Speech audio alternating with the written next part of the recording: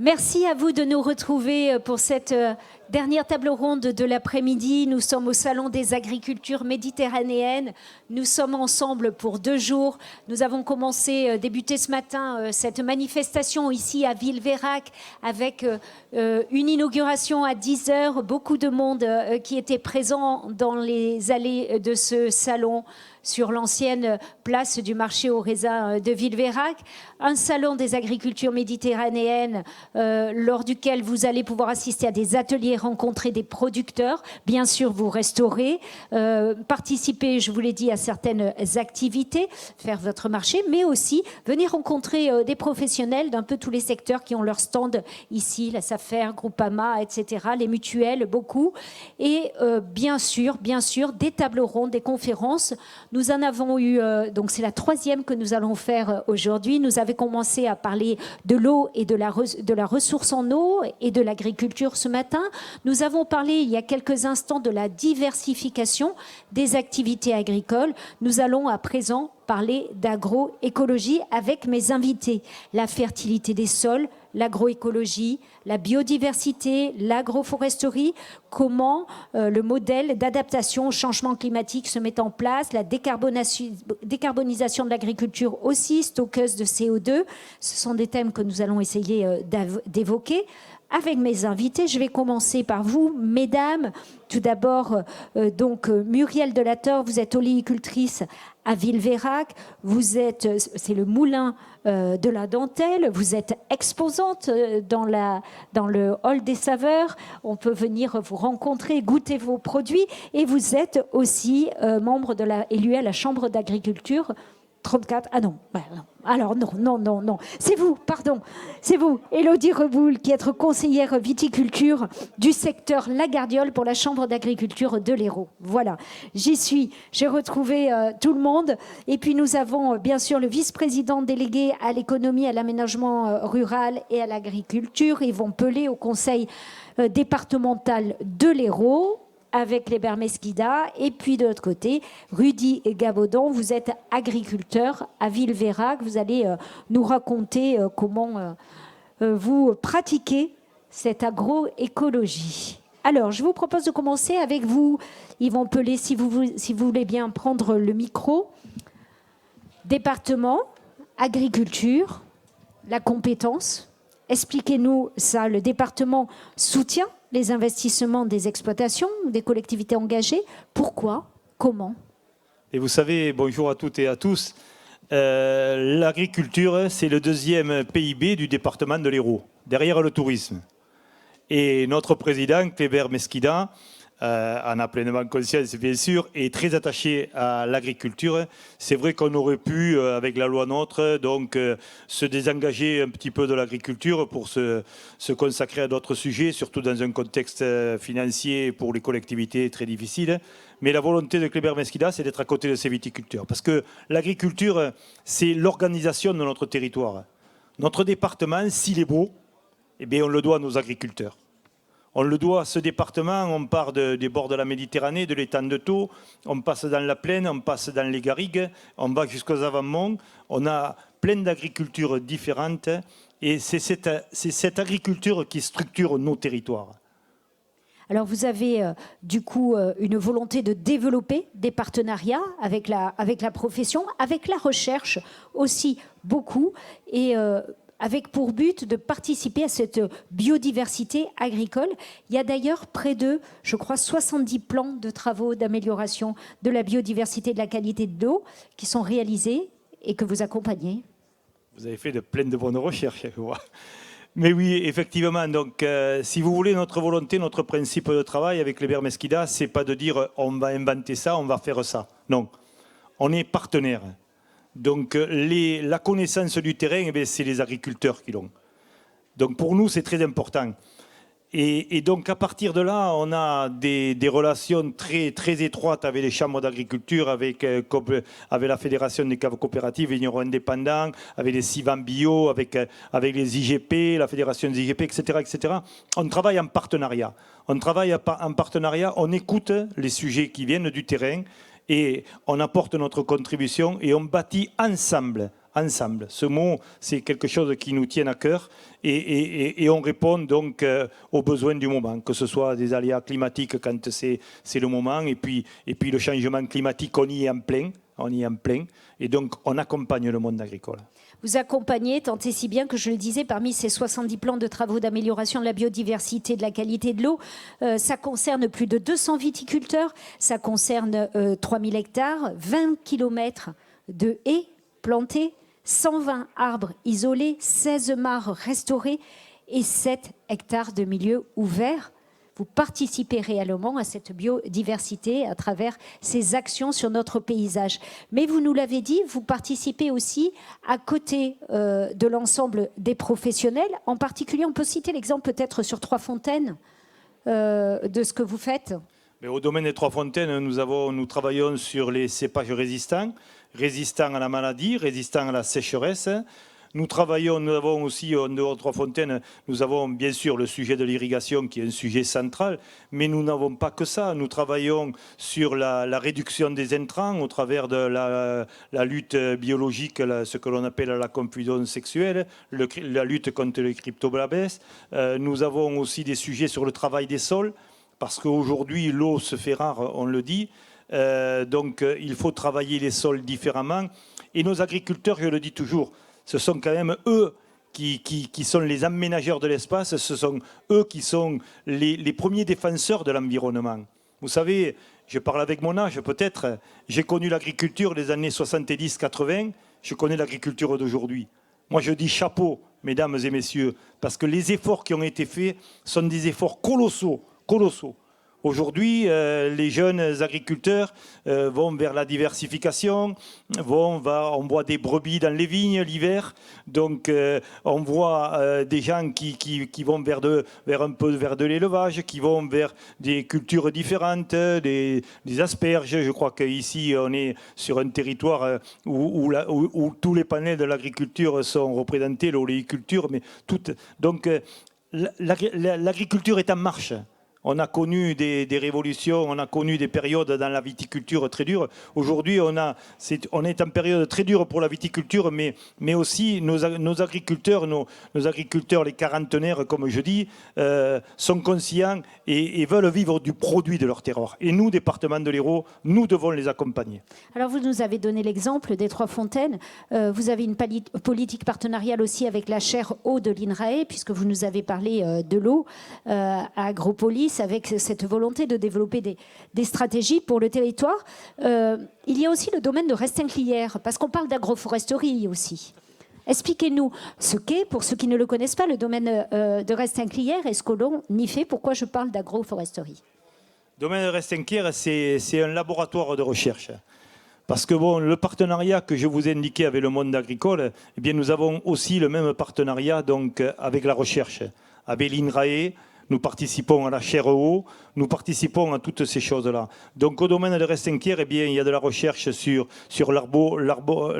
l'agroforesterie, il y a de la recherche sur les arbres, il y a de la recherche sur des céréales, il y a de la recherche sur la vigne. Donc ce sont des expériences. Quand on parle d'agroforesterie, un arbre, il ne pousse pas à 1, 2 ou 3 ans. Non, il faut un certain temps. Bon, c'est à ce niveau-là que se fait la recherche et c'est à ce niveau-là que les expériences sont élaborées pour essayer de les transposer après dans la réalité agricole. Domaine de Restinclières où se trouve la maison de la biodiversité. La maison de la biodiversité, c'est à Prat-de-Lelay, c'est à deux pas de Montpellier et c'est un domaine qui est magnifique où on peut aller le dimanche promener avec les enfants et montrer aux enfants ce qu'est la nature. Parce que nos petits, ils ont besoin qu'on leur montre.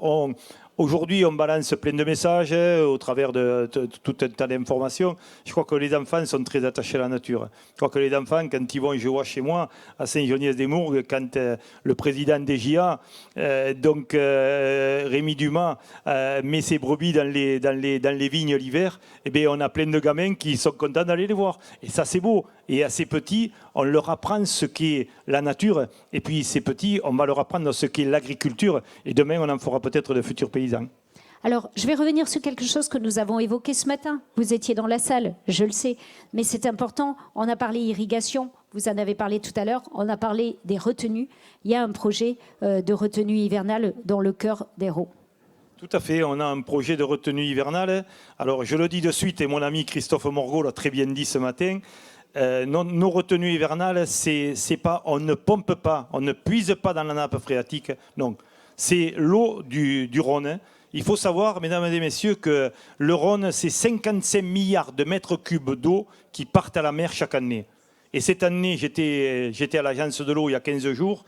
Les montagnes suisses et les Hautes-Alpes sont pleines de neige. Et les craintes, c'est que quand ça va fondre, donc le lac Léman est plein et le Rhône va être plein et va déborder.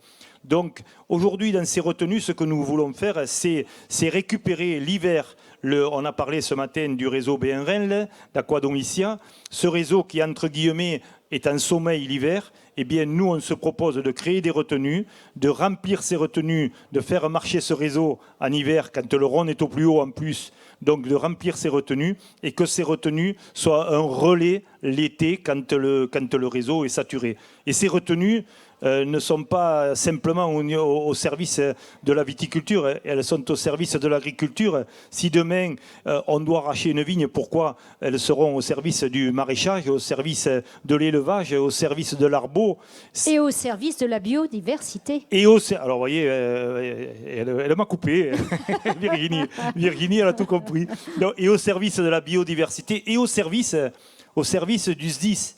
Parce que vous savez, ici, on a un département qui est très, très soumis au feu. Et quand il y a un incendie, les pompiers, la première des choses qu'ils font, ils vont à la borne incendie, au réseau d'eau potable, ils remplissent les camions.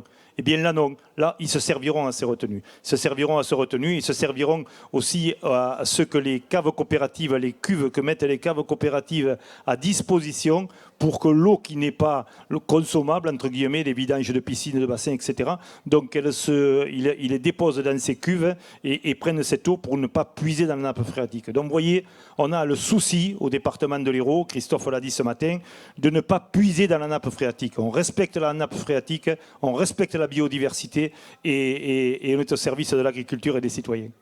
Merci Yvon Pelé. Alors je me tourne vers Muriel Delatorre. On va présenter tout d'abord, et on va prendre le temps de présenter votre exploitation. Vous êtes oléicultrice. Où ça? Alors bonjour, je suis Rapprochez bien le micro. oléicultrice sur Villeverac. Voilà. Je suis désolée, je suis née à Villeverac et j'aime mon village. Et je travaille sur 20 hectares d'oliviers que je transforme directement au moulin.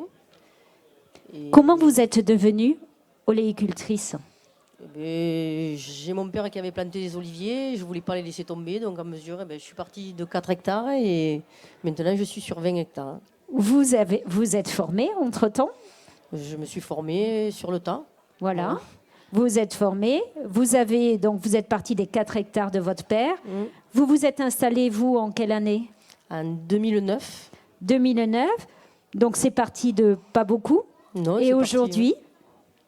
Et aujourd'hui, oui, sur 20 hectares, je produis, je transforme, je vends sur place directement. Et vous avez développé, donc il y a un moulin?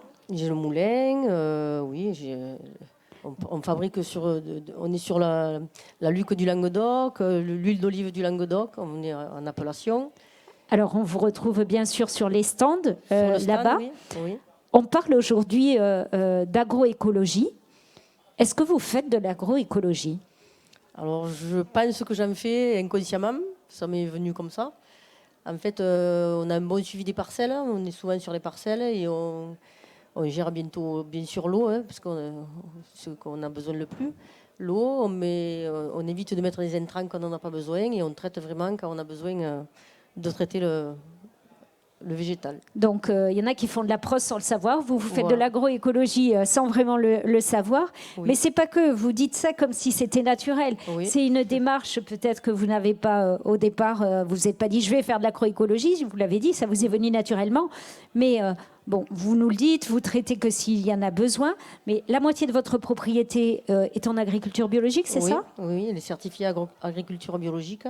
Vous irriguez donc seulement quand c'est nécessaire. Oui. Et ensuite, quelles sont les autres techniques que vous avez mis en place? Je crois qu'il y a les bois de taille. Qu'est-ce que vous... Oui, on broie les bois de taille directement sur la parcelle. J'épand les grignons des olives après sur les parcelles, donc. Je les enfouis. Ça fait de l'humus, c'est ça? Ça fait de l'humus. On enherbe les sols pour éviter que les sols soient nus et pour garder la fraîcheur.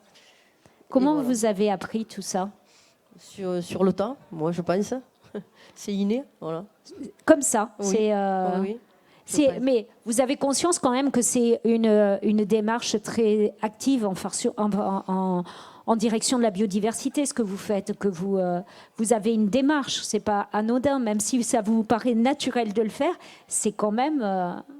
Oui, peut-être la démarche, je le viens parce qu'on vit dans un village ou dans une région où il y a beaucoup d'agriculteurs autour et qu'on essaye d'imiter peut-être les parcelles des autres, on voit comment ça fonctionne et peut-être on fait pareil, voilà. Je me tourne vers vous, Élodie Reboul, parce que vous êtes conseillère en viticulture du secteur de la Gardiole. Elle vient de parler d'enherbement, justement. Je voulais vous faire réagir là-dessus. C'est une pratique émergente? Oui, donc bonjour. Oui, c'est une pratique émergente qu'on voit dans le vignoble depuis déjà quelques années. Alors ça reste, je dirais pas anecdotique aujourd'hui, mais ça a commencé par-ci par-là, des gens qui s'essayaient. Et c'est vrai que les viticulteurs, parce que je travaille qu'avec les viticulteurs, hein, Muriel, s'essayent depuis quelques années avec parfois des échecs, mais aussi des réussites. C'est une nouvelle pratique, donc voilà, les années se suivent, ne se ressemblent pas, donc il faut essayer. Qu'est-ce que ça apporte en fait? Expliquez-nous, essayez de nous convaincre de l'importance d'appliquer... Déjà, si on regarde dans la nature, les sols ne sont jamais nus. Donc la nature est bien faite, hein, elle a de l'avance sur nous. Et du coup, d'avoir des sols couverts, ça rend tout un tas de services. Et un sol, comme au même titre qu'une culture, doit être nourri. Et en fait, un sol couvert, c'est aussi un sol qui va se nourrir par cette matière organique qui est fabriquée, qui va finir par être détruite et qui va se minéraliser.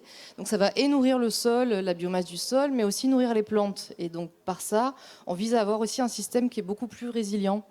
Donc ça rend de multiples services. On va dire que le principal, c'est viser une fertilité à augmenter en fait des sols agricoles. Il y a de nombreux essais qui sont faits, des essais sur les couverts végétaux, on l'a dit, avec des règles de décision pour savoir finalement quand est-ce qu'il faut... Enfin, c'est pas si simple que ça. Non, c'est pas si simple parce que il est vrai qu'on est dans un contexte méditerranéen, donc on a des manques d'eau de plus en plus marqués, et c'est vrai que rajouter une culture dans sa culture, ça peut faire peur. C'est d'ailleurs le premier frein, je pense, chez un agriculteur aujourd'hui, notamment par rapport à la concurrence hydrique que ça peut engendrer. Donc on a lancé une expérimentation là au sein de la Chambre d'agriculture pour créer une règle de décision pour détruire ces couverts à temps, en fait, de savoir quand est-ce que d'avoir une biomasse optimisée, mais tout en détruisant au bon moment pour pas que ça rentre en concurrence justement avec la vigne. Donc gagner un maximum de services avec cette culture non permanente. Et voilà, et toujours dans un objectif de rentabilité aussi de la vigne. Il y a aussi des essais qui sont menés sur l'irrigation. Oui. Avec la Chambre. Expliquez-nous. Alors c'est vrai que mes collègues en parleraient mieux que moi, mais donc les essais, là, alors en fait on a une cohorte d'essais dans un plan expérimental plus important, et le but, on va dire, commun de ces essais, c'est la résilience vis-à-vis du changement climatique. Et donc les essais sur l'irrigation, c'est notamment des localisations différentes de goutte à goutte, pour notamment chercher à une meilleure prospection racinaire et rendre la vigne plus résiliente en fait. C'est-à-dire qu'on regarde à quel endroit il vaut mieux mettre son goutte à goutte, oui, c'est ça? Voilà, les essais qu'on mène en ce moment, c'est d'essayer différentes localisations pour voir comment réagit le système racinaire.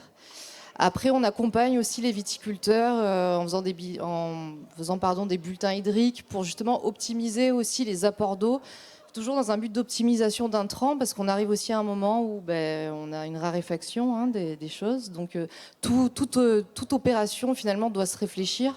Et je pense que l'agroécologie passe aussi par là, c'est d'avoir une vision globale du système et pas que culture, mais aussi de réfléchir et de gagner en efficience.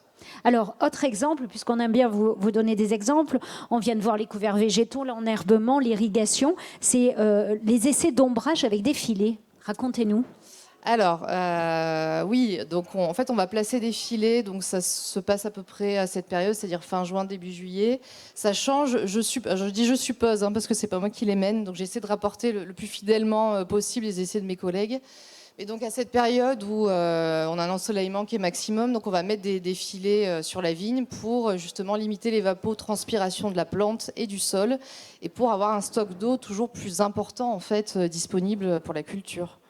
Alors, autre essai, c'est l'essai biocontrôle. Oui. Alors, essai biocontrôle. Donc, les biocontrôles, c'est des intrants, mais qui vont mimer des mécanismes naturels. Donc, ça vient en remplacement ou en diminution, on va dire, des intrants conventionnels qu'on connaît, donc plutôt chimiques, pour diminuer ces derniers. Et ça peut être de la confusion sexuelle. Je me tourne vers Yvon, puisqu'il y a un dispositif qui a été mis en place depuis plus de 10 ans dans le vignoble héroltais qui marche bien, donc d'élargissement de cette pratique. Donc c'est une confusion par phéromones pour éviter d'utiliser des insecticides. D'accord. Enfin, vous animez un groupe de viticulteurs durables, justement. Qu'est-ce que vous faites avec ce groupe ?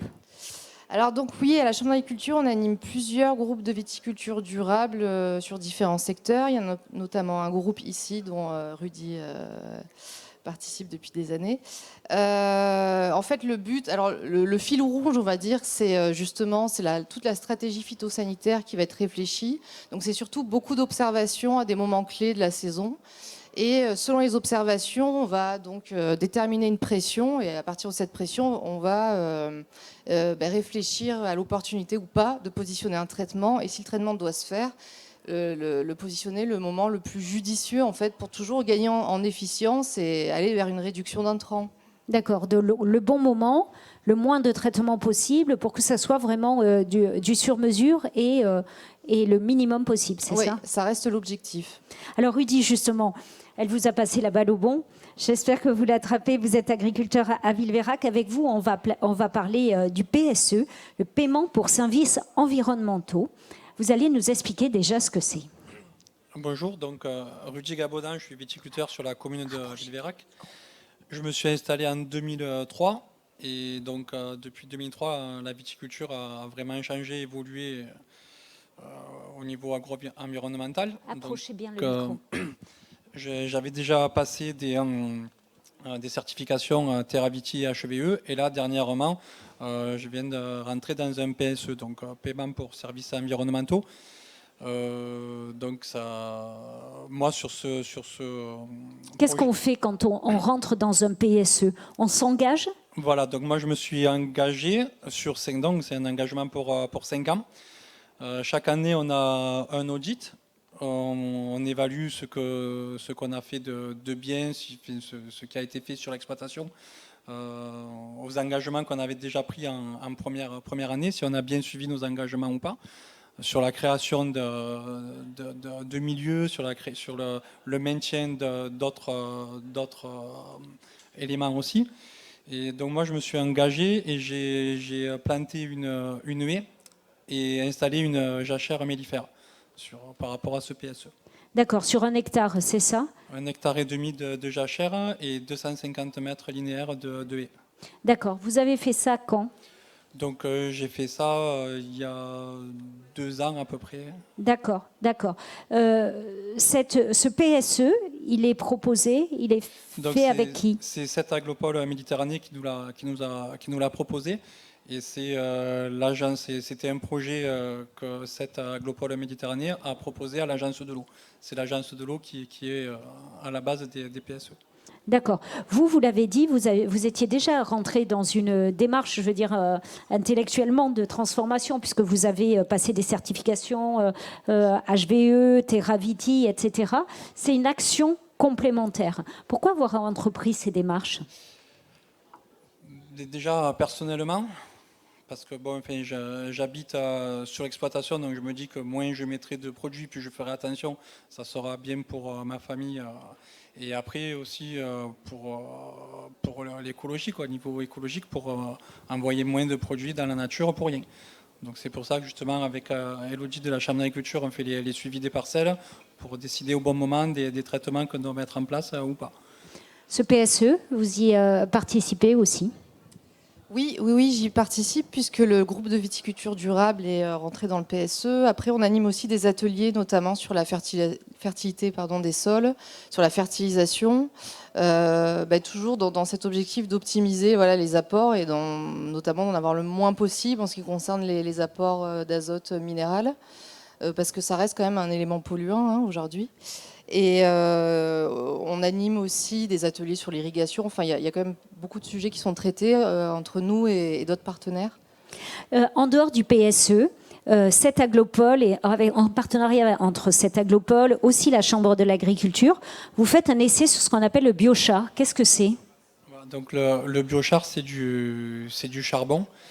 Et donc, qui en fait va être mélangé avec donc là, en fait, l'essai, c'est sur une parcelle. On a fait un essai avec 1 tonne de biochar et du compost, 3 tonnes de biochar et du compost, seulement du compost et absolument rien.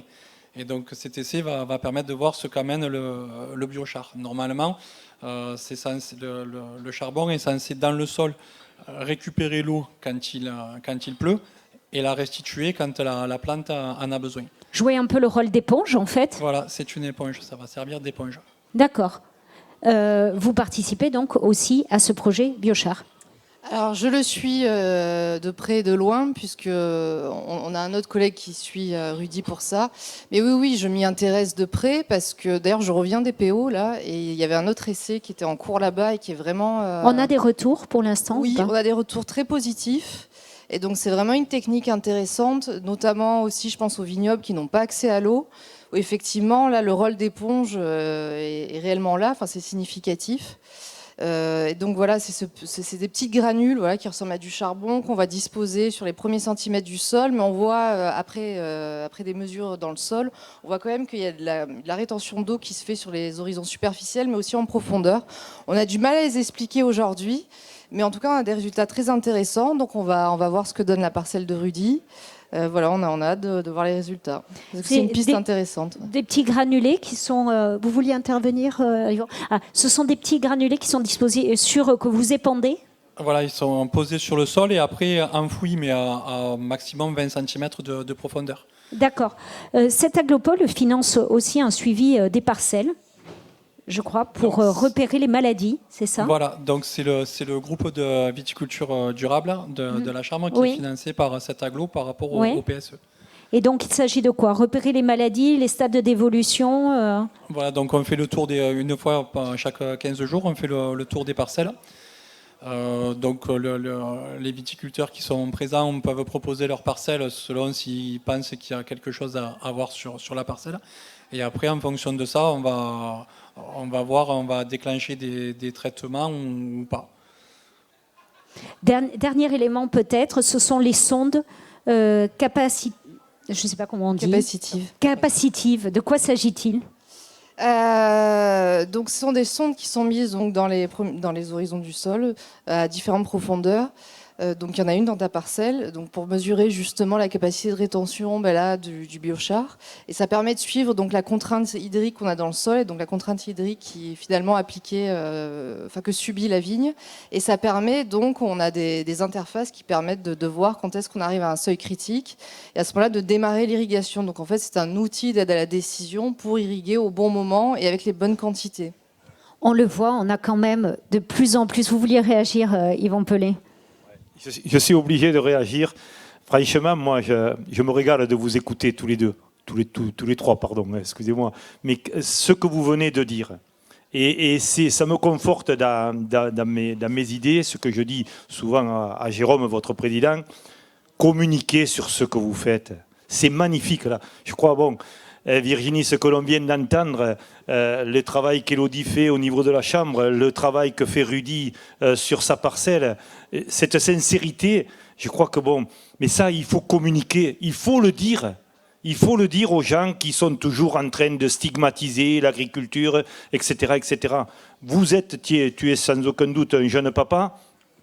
Donc, comme tu l'as dit très justement tout à l'heure, donc ma famille, mes enfants, je veux les protéger. Je veux. Élodie est là dans son travail, on voit qu'elle est passionnée. Muriel aussi. Donc, je crois que bon, il faut communiquer positivement. Dites, je le répète, vous êtes les premiers aménageurs, les premiers défenseurs de l'environnement.